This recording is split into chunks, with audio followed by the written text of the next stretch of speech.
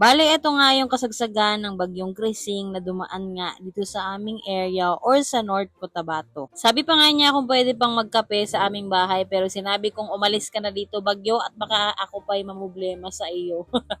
O di ba nakakatawa ulit yung ating joke para dun. Ayan na nga ako at sinundo ko itong si Badok kasi hinayaan ko nga lang siya kanina na magliwaliw kaso nga lang pumunta siya dito sa masukal na area. 'Di ba? Parang hindi ako makahinga doon. At eto nga at pakinggan nyo ang lakas ng hangin.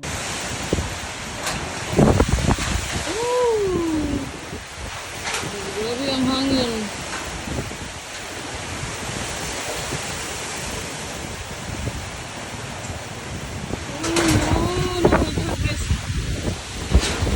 Oh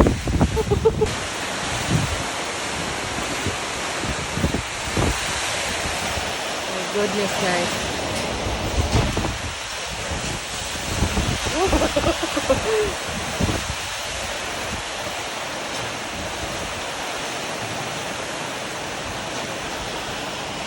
Alam mo yung ulan na may dalang hangin, 'di ba? Mas nakakatakot talaga 'yun at talagang mas napakadelikado lalo na kung malapit ka sa mga puno na matataas. Alam niyo naman kapag ganun ay talagang merong possibility na mabuwal siya dahil nga sa lakas ng hangin at worse, ma-damage pa nga or madisgrasya nga yung tahanan nyo. Huwag naman sana, kaya talagang palagiin natin mag-ingat at mag-weather forecast every day.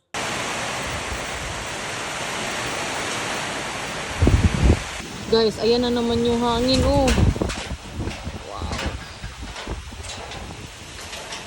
Diba? Yun lang muna. Salamat at ingat.